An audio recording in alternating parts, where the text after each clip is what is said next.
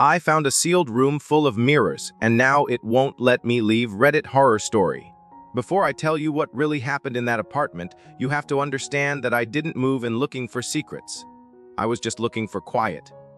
After the mess of my last relationship, the office meltdown, and the thing with my dad, don't even ask. I needed silence, routine, something simple. The listing described it as a one-bedroom with charming quirks in an older building downtown, which usually means the place is falling apart in artistic ways. But I didn't care. I needed walls. I needed a door I could close. I needed a place where no one knew my name. The price was suspiciously low, but I figured it was because of the water stains or the slanted floor. And yeah, the wallpaper was weird. Off-white with pale blue roses that looked like they'd been crying.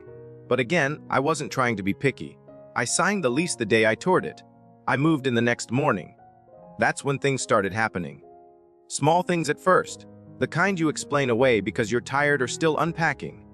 A door would creak open even though I'd shut it. The faucet in the kitchen would drip even though I'd just tightened it. One time the oven clock reset to 3:33 a.m., which felt like a horror movie glitchy, but I brushed it off. Old wiring. I was still organizing my life into drawers and routines. Then came the noises. Muffled voices when the building was silent. Whispers that didn't match the sound of my neighbors' movements.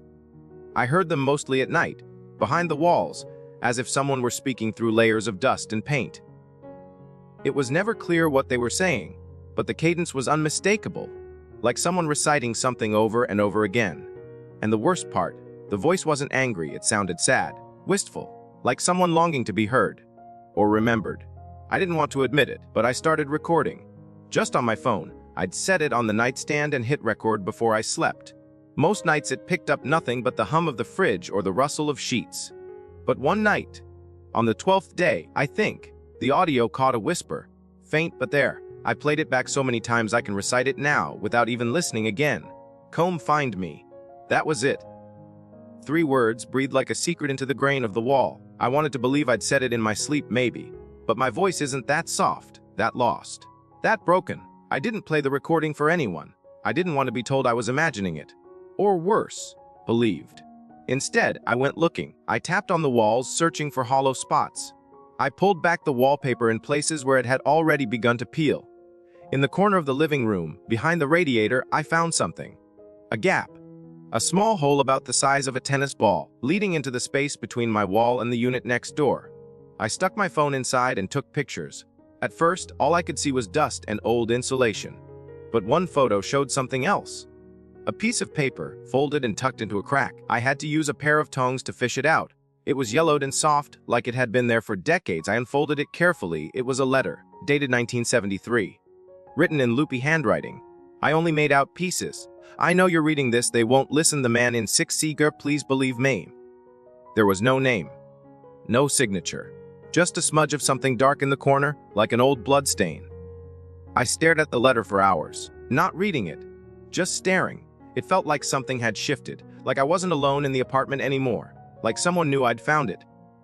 After that, the noises became more frequent and louder. The whispers turned into soft sobs. The crying would last for hours, then stop as abruptly as it began.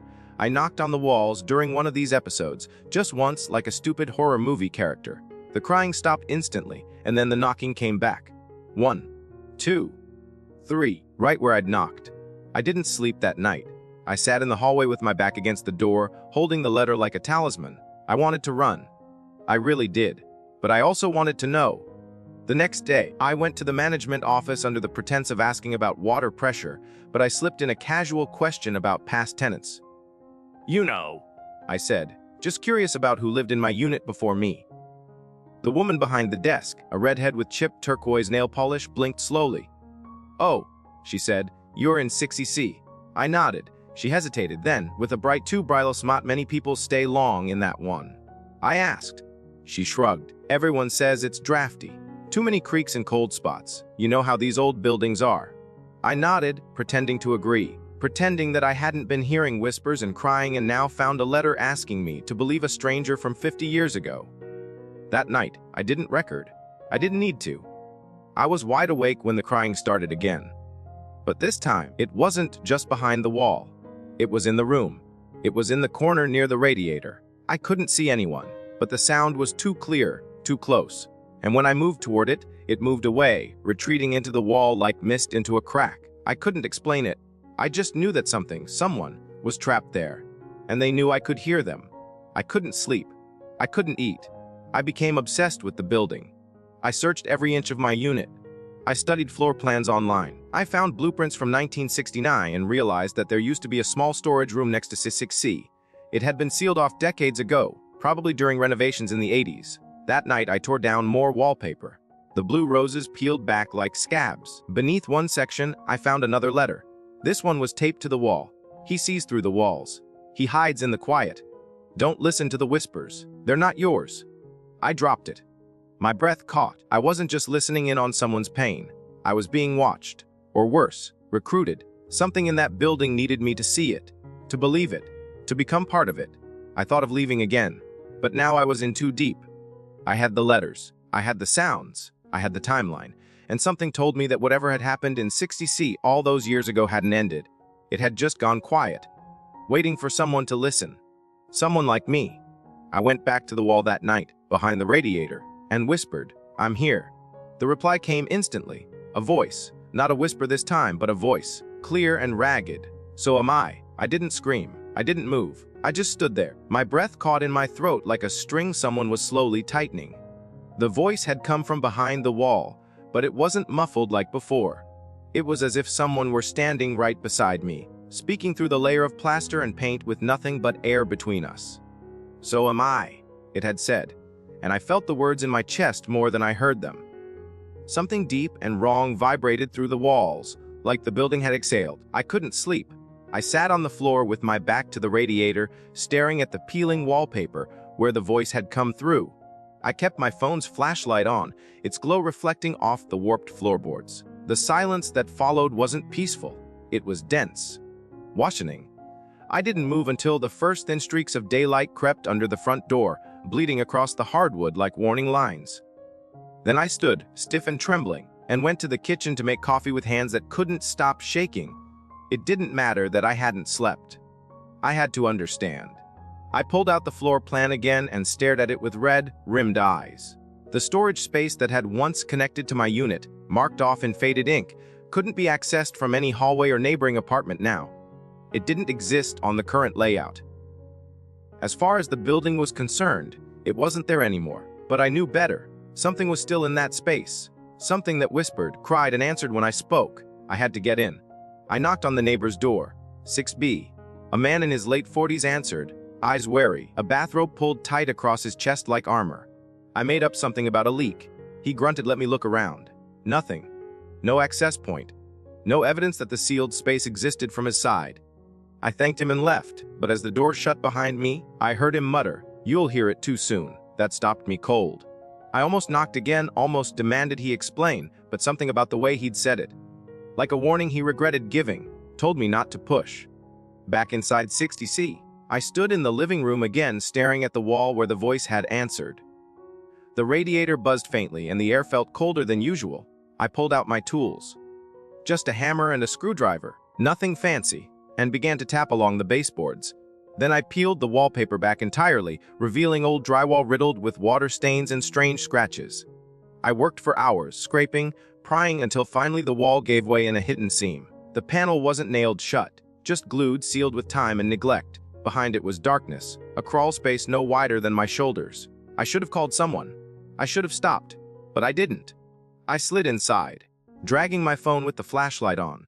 The dust was thick, the air stale like an attic sealed for decades. The space was tighter than I expected, but I kept going. A few feet in, I found a wooden frame, an old doorway, its handle rusted and useless. The door wasn't locked. It had just been stuck with age.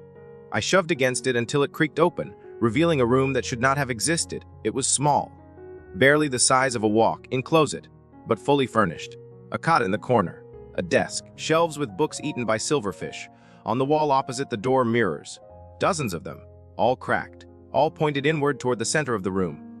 And in the center, a chair, empty, facing the mirrors. I don't know how long I stood there, stunned. This place had been used, not recently, but not long ago either. Dust coated everything, but there were no cobwebs, no decay, like it had been maintained just enough to be forgotten. I stepped inside, my reflection multiplied around me in fractured glass. 100 versions of myself, all bent and twisted by time. That's when I noticed something else. The mirrors were etched. Words, carved faintly around the edges like someone had tried to leave messages within the reflections. Some were smudged, some incomplete. But I read what I could. He lives in the silence. Watch the eyes. Don't sit in the chair. That last one chilled me more than the others. I turned slowly to face the chair again. It was old, wooden, its legs uneven. One side darkened by something spilled and long dried. It looked unremarkable, yet the urge to sit was almost magnetic. I fought it. I turned back to the desk instead. On it sat a notebook, its pages yellow but intact. The first page was dated July 1973. They don't believe me. They think I'm sick. But he's real. He watches from the mirror when I don't look. The entries continued, a spiral of paranoia and obsession.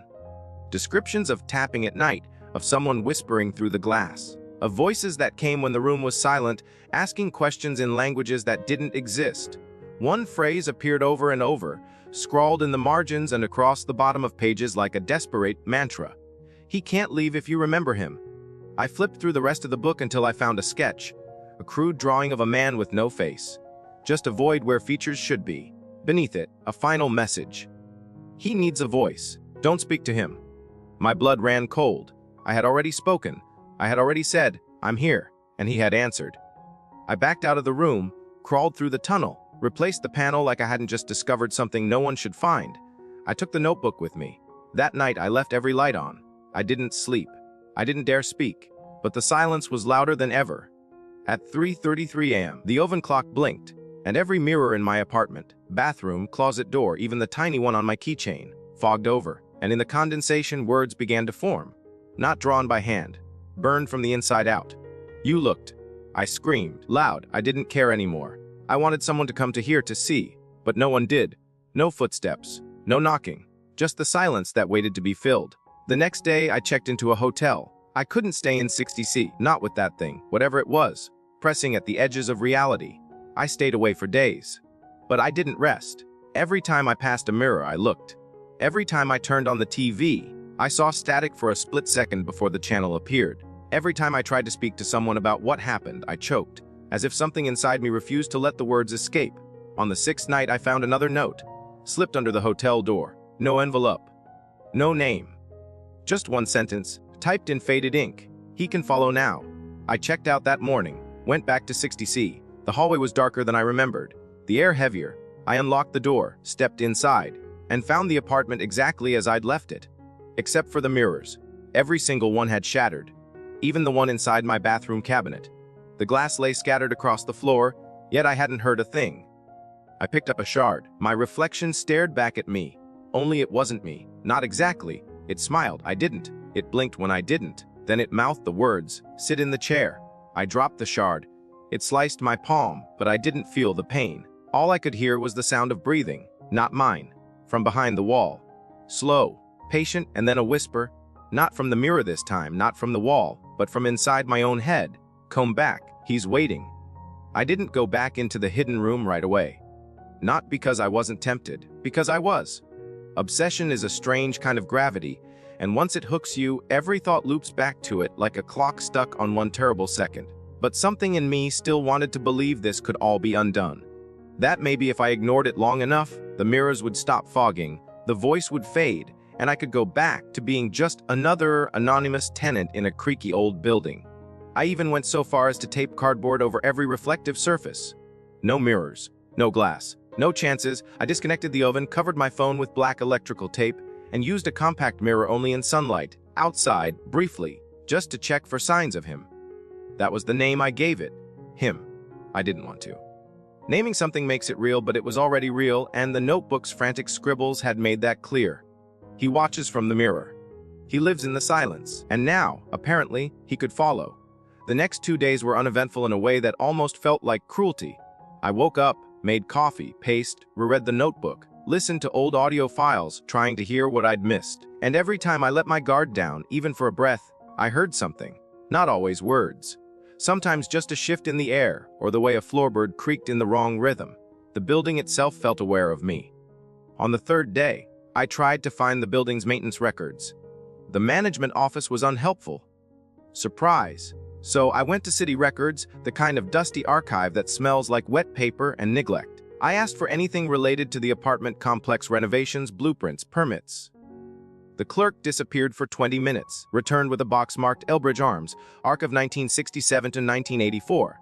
I spent the next 6 hours flipping through fading documents, most of them dull and routine. But then I found it. A report from September 1974. A maintenance request filed by a tenant.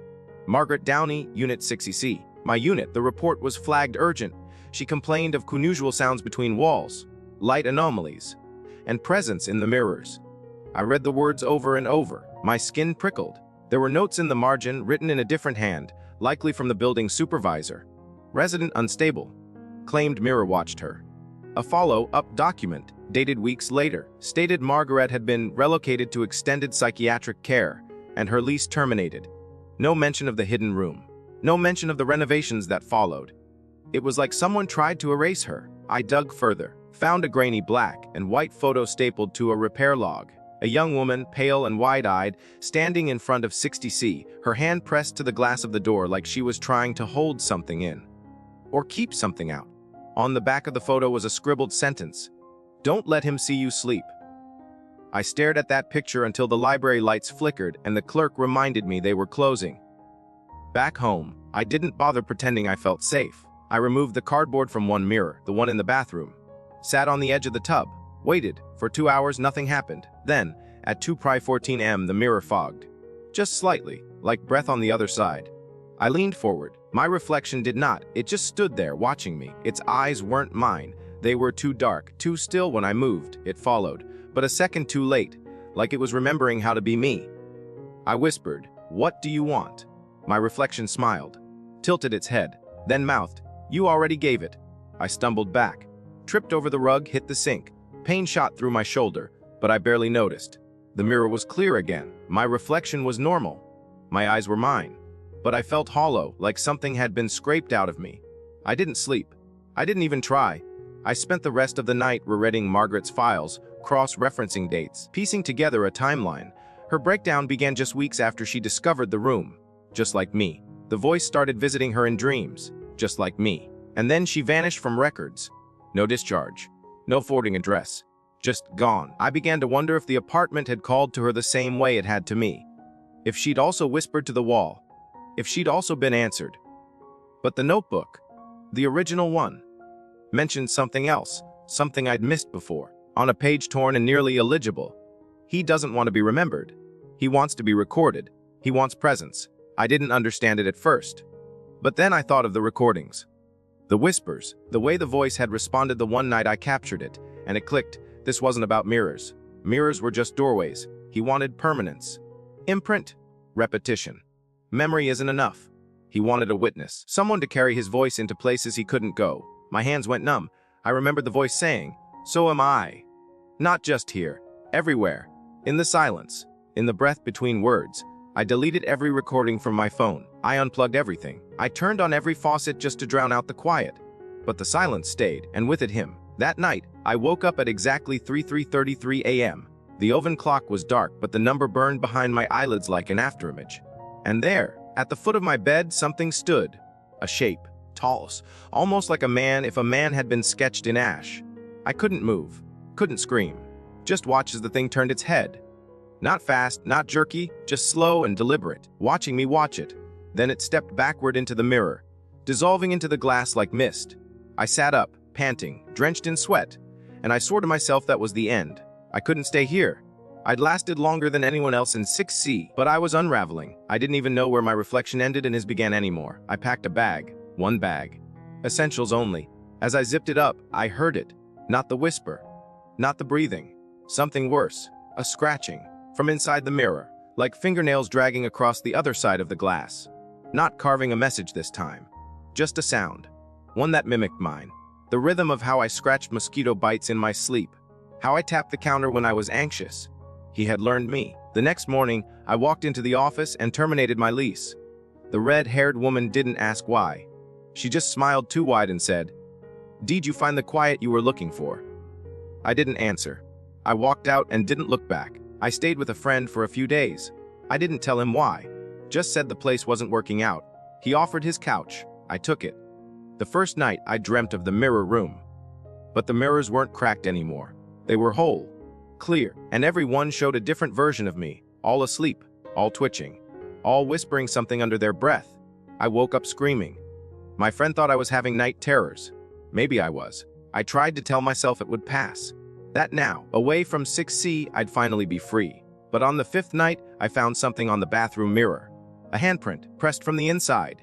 Too large to be mine, fingers too long, and beneath it, scrawled in condensation.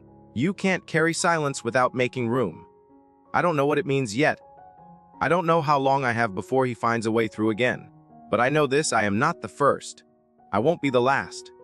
And the worst part, I still hear him, in the quiet, in my head, saying the same thing, over and over. Sit in the chair. I tried burning the notebook.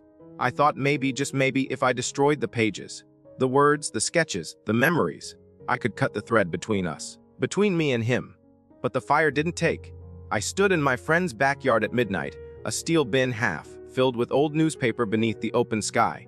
I struck the match, let it catch the edge of the paper, and for a moment, the flames licked upward, devouring the corners greedily. But then it stopped, not fizzled out, stopped, as if the fire had changed its mind. The flame curled backward, reversed its own burn, and left the paper whole. Warped, maybe, but intact. I watched in mute disbelief as blackened edges faded back to white, the text still visible, still legible. And at the bottom of the page I'd tried to burn, a new line had appeared. Nice try. I didn't scream. I didn't cry. I just stood there, the matchstick burning down to my fingers, the sulfur sting sharp in my nose. That's when I understood something vital. This wasn't just about mirrors or silence, or even the apartment. It was about memory, about refusal. He doesn't want to be seen. He wants to be known. And once you know him, truly know him, it's already too late. The silence you used to enjoy becomes his voice. The darkness you once slept in becomes his shadow. Even your own thoughts begin to reroute themselves through his name, though he doesn't have one. Or maybe he has too many. I returned inside, notebook still warm in my hands, trembling. My friend was out for the night, so I had the place to myself. Normally, I'd welcome that. Now, it just meant fewer witnesses. I taped every mirror in the house with black garbage bags, even the microwave door, the kettle, the toaster, anything that could reflect. I threw my phone in a drawer and turned off the TV, but even in the dark, he shimmered in the corners of my eyes like heat marriages. He was patient. He could wait. I couldn't. That night, I dreamt again. But this one was different. Not in a room, not surrounded by mirrors. I was in a hallway I didn't recognize. Long, endless, covered in patterned carpet that shimmered with a moist sheen, like someone had cried all over it. The walls were made of mirrors, but they didn't reflect me. They showed other people, all of them seated in that same chair. The one from the hidden room. Each mirror held a version of someone I didn't know.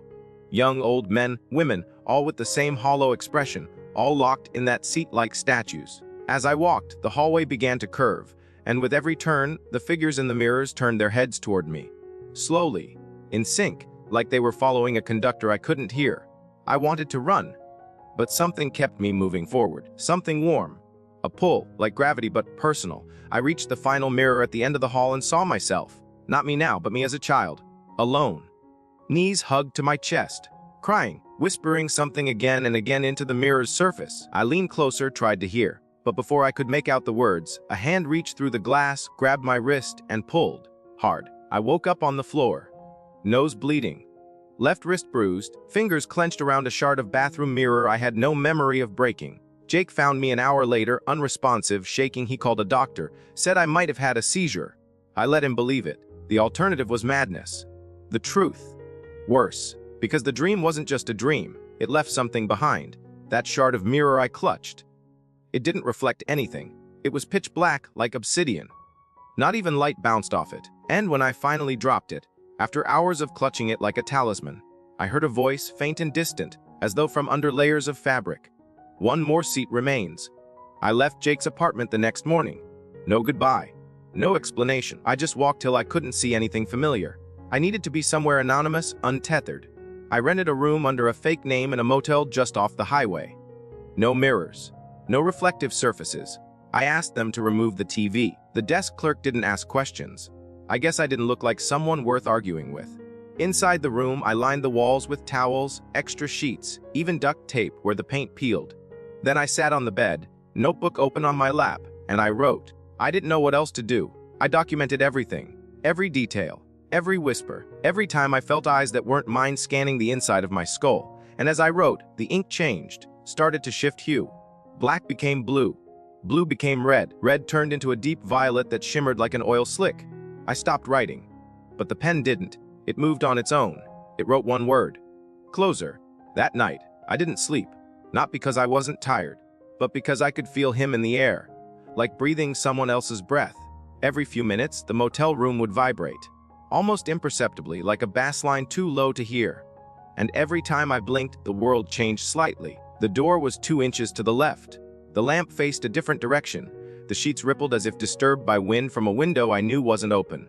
And then, at 3:33 a.m., he arrived. Not physically, not fully, but the temperature dropped. The lights went out.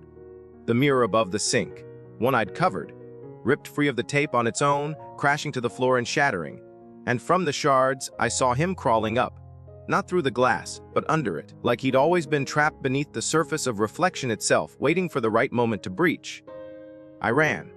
I didn't look back. I left everything, wallet, phone, the notebook. I sprinted barefoot across the highway, through trees, into a clearing where I collapsed, knees in mud, breath heaving in clouds around my face. And still the whispers followed, not words anymore, just sounds. The static whine of an old TV. The crackle of a radio stuck between stations. The sound of my mother crying behind a closed bedroom door when she thought I couldn't hear.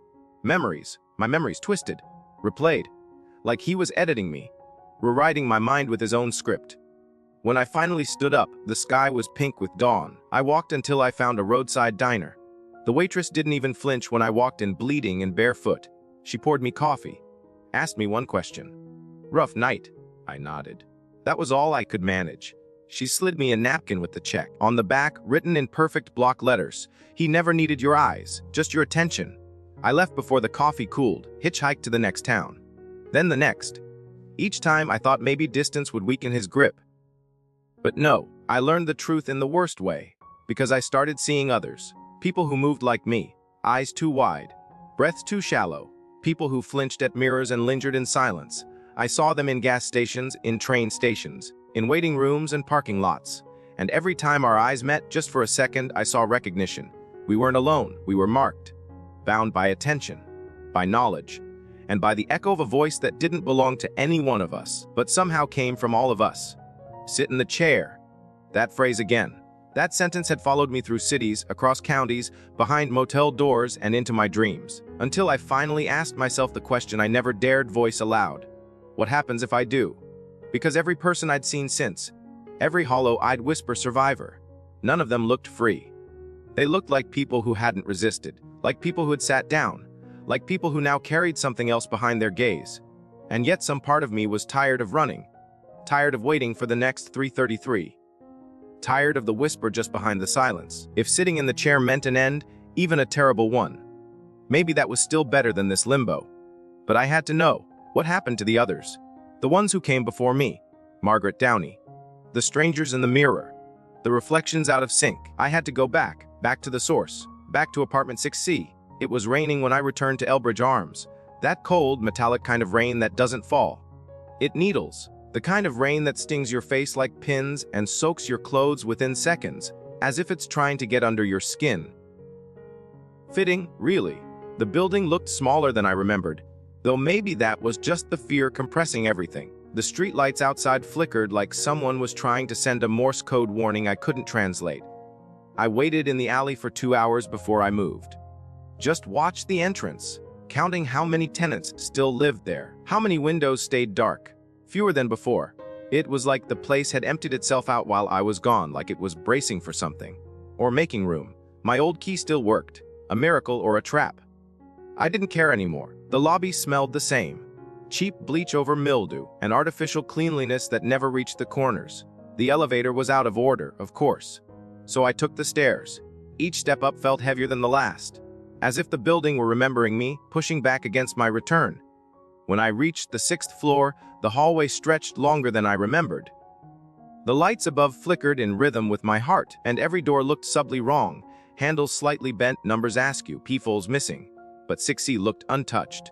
Same warped wood, Same faded blue paint on the doorframe, same rust-ringed knob. I didn't knock. I turned the handle and walked in.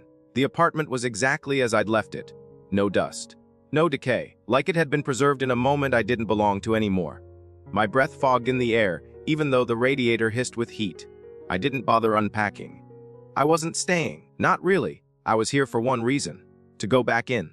To find the room behind the wall. And this time, I wasn't leaving it until I knew what it wanted. Or what it really was. I moved the radiator aside. The panel gave way more easily this time, like it had been waiting for me. Behind it, the crawl space. Dustier than before, but still there. Still real. I crawled in, dragging a lantern with me, careful not to breathe too loudly. The air inside was thicker, like water almost. Every movement felt like I was pushing through syrup. My limbs heavy, my thoughts slow. The wooden door was still there, still sealed at the edges by time. I pressed my hand to it. It was warm. Alive. I opened it. The mirror room hadn't changed, or maybe it had and I just couldn't tell. The mirrors still circled the space like teeth around a throat, all pointed at the single chair in the center. The sketches on the walls had grown more detailed. I recognized faces now. Margaret Downey, a man I'd seen once on a train platform, a woman who stared at me too long in a gas station bathroom, all of them seated, all of them in the chair, and now in the center, the chair was no longer empty. He sat in it. Not a shadow, not a whisper, not a hallucination. Him skin like paper soaked in oil, eyes deep and hollow too far apart. His hands rested on the arms of the chair, long fingers wrapped gently around the ends like vines claiming a fence. He didn't move, but I knew he was aware of me. I stepped closer, one foot, then the other. Each mirror I passed changed slightly. At first they showed my reflection, then my reflection aged. Then it withered. Then it cracked, until none of them showed me at all, only empty chairs. I reached the center and stopped a foot from him. The silence was unbearable. It rang like a scream just out of range. I opened my mouth. He raised one finger. The gesture alone made my chest seize, like I'd almost said something that would have sealed my fate. So I shut it again. He lowered the finger. Then, slowly, he leaned forward, his face inches from mine. No smell, no breath, just stillness. But somehow, it felt louder than anything I'd ever heard. Then, with a voice like glass being ground to powder, he said, "Now you understand." I tried to back away, but my feet were locked. He gestured toward the mirrors, and they changed. They showed me, not my body, but my timeline, every version of me that had ever existed. Laughing, screaming, forgetting, mirrors of memory, mirrors of potential. And in each, a chair waited, and in each chair, eventually me. "This is what attention gives me," he said, voice inside my head now, behind my eardrums. "You brought me names, faces, time." He leaned back into the chair, and the wood creaked as though inhaling. "You are not my first. You are not my last. But you are the one who remembered." That word again, remembered. I shook my head. "I didn't choose this." I whispered. "You looked," he said. "That is always the choice." The mirrors started vibrating. A low hum, like a tuning fork inside my bones. I turned to run, but the door was gone. The room was sealed, and the only thing left in the center was the chair. Empty again, he was gone. But his presence wasn't. It filled the room like fog, like pressure, like gravity. The chair wanted me. It beckoned. Not with voice, not with movement, but with inevitability. My legs moved on their own. I sat, and in the instant my body touched the wood, everything fractured. Not the room, me. I was in all the mirrors. At once, every version of myself now sat facing me. Hundreds of eyes locked on mine. Hundreds of timelines folding inward. I saw what could have been. What had been. What never should have happened. And behind every one of them, he watched, a shape in the background. Always present. Always near. Feeding on reflection, on attention, on memory. The mirrors vibrated, and then silence, true silence, like the world had been unplugged. I stood. The mirrors were empty. The chair was gone. So was he. So was the room. I was in 60C again, on the floor, alone, except something was different. The wallpaper was new. No blue roses, just blank white. Too white, white like paper waiting to be written on. My phone was on the floor beside me, screen lit. Recording, I picked it up. The timer read 3:33. I hit stop, played it back. Nothing but static. Then faintly, just as I was about to close it, my voice, saying, "No, you understand." I dropped the phone. I ran. I didn't lock the door behind me. I don't know if I ever will, because now I see it. Everywhere. In the corners of reflections. In quiet moments when the room holds its breath. He's not just in 6C. He never was. The room was just a doorway. The chair a ritual. The mirrors. Invitations. I started seeing newspaper clippings. People vanishing. Leaving their homes mid-meal. Descriptions of reflections acting strangely. Accounts of people who looked tired, then stopped talking, then disappeared. I see them now. In lobbies, on trains, staring too long into darkened windows, listening to headphones that aren't connected, mouths moving silently. All of them were like me. All of them sat. I haven't slept since. I can't. Because now I understand something worse than the fear, worse than the whispers, worse than him. I am becoming the chair. They say when you stare into the abyss stares back. But no one ever tells you what happens when the abyss waits. What it means when something beyond comprehension plants itself quietly inside you, not to destroy you outright, but to let you rot from the inside, thought by thought, memory by memory. That's what happened after I left 60C for good. Only, I didn't really leave, did I? Not when every reflective surface became a window back to that room. Not when every silence, every pause between sentences, every blink felt like it stretched long enough for him to crawl through. I traveled, changed cities, changed names, slept in places with no glass, no polished steel, no standing water. I unplugged every television, broke every screen, and still, he came, not physically. That's the thing. Once you sit in the chair, he doesn't have to appear. Because he is the chair. He is the mirrors. The stillness. The hum behind your brain that you mistake for tinnitus but is really his breath inside your head, and it never stops. I thought I could write it out, document it, bleed the knowledge onto paper and maybe, somehow, escape it by passing it to someone else. But the more I wrote, the more the ink bled backward. I'd reread my journals and find entries I didn't remember writing. Entries I know weren't mine.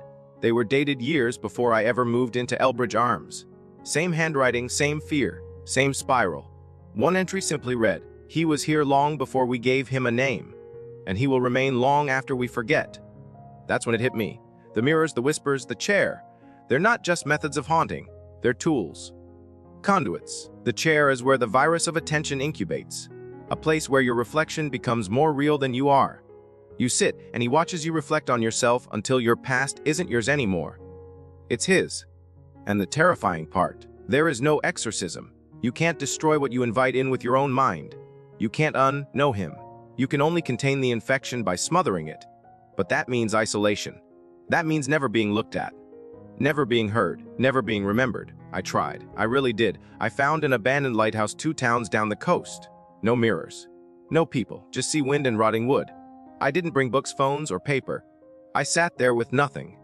Nothing but my thoughts. That was the mistake. Silence isn't neutral. Not anymore. Because even when I made no sound, he did. The echo of my breath came back distorted. Not louder. Wrong. Too slow. Too soft. Like someone was mimicking me from a split-second delay. I'd drop a spoon and hear it clatter again 10 minutes later. I stopped eating. Stopped sleeping. And when I finally cracked and screamed into the stairwell, all that came back was my voice, twisted, answering, "Why did you stop writing?" That's how he wins. Not through terror, but through curiosity. Through the need to understand. You think you're hunting the truth. You think your attention is your weapon. But it's the gateway.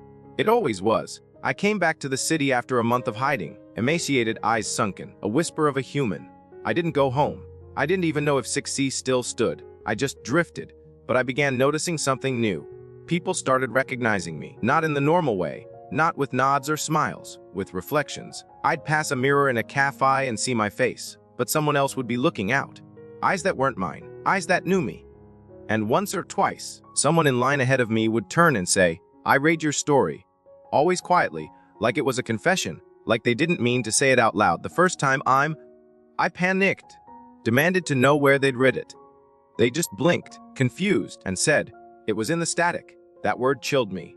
Static, not sound, not memory. Static, a place where signals fight to be heard and die in the process. I realized then that my story wasn't mine anymore.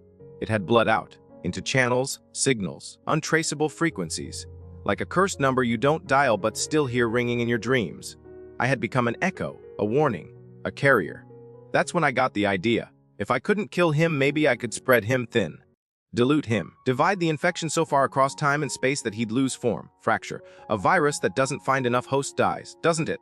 So I started writing again. But not in journals. In 4edit. Fiction sites.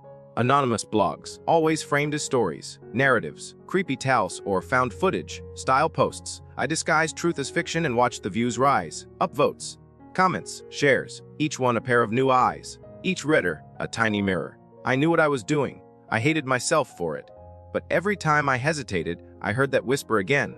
You already sat down. So I kept writing. You've probably read one or two. Maybe not even realizing it.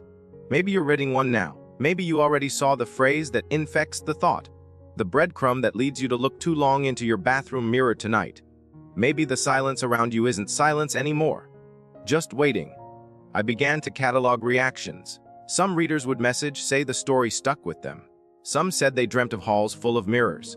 A few described waking at 333, hearing breathing that didn't match theirs. I deleted those messages. Blocked them. Not out of cruelty, out of mercy. Because by then, I knew what came next. The chair. It appears differently for everyone. Not always a literal seat. Sometimes it's a place, a pattern. A moment so quiet you lean into it. A conversation with no reply, but you'll know when it's offered. And if you sit, if you give in, that's it. He can step through. I've tried to stop. I've tried deleting everything. But he's in the archives, the backups. Stories read aloud on YouTube, podcasts whispered into ears across time zones. Mirrors are no longer necessary. Now attention is the gateway. And it's not just me anymore. Others are writing. Others are dreaming. I can't tell if they're doing it willingly or because they've sat too. Some might be him writing in my voice. Sometimes I read something online and see my own phrasing, my rhythm. But I didn't write it. I never wrote it. Did I? That's what scares me most now. The blur. The echo chamber of identity where he thrives. He doesn't want a body. He wants a chorus.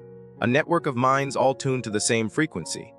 A symphony of silence carried by stories like this one. So if you've made it this far, you have a choice. You can laugh. Close the tab. Tell yourself it's just a scary story. That nothing's watching you. That the mirror behind you hasn't fogged over a little more than it should have. Or you can do what most people do. You'll think about it tonight. Just once. In bed, staring at the ceiling, you'll wonder if the shadows in the mirror shifted. If the silence in the room is holding its breath. You'll wonder what happens if you sit in the chair, and maybe one day you will. You'll find yourself there, in the quiet, in the stillness, in the dark reflection of someone else's memory. And you'll hear it too. That voice. Calm. Certain. No, you understand. But by then, it won't matter, because you already gave him what he needed. You remembered. Enjoyed the video. Give it a thumbs up, subscribe to the channel, and tap the bell so you never miss an update.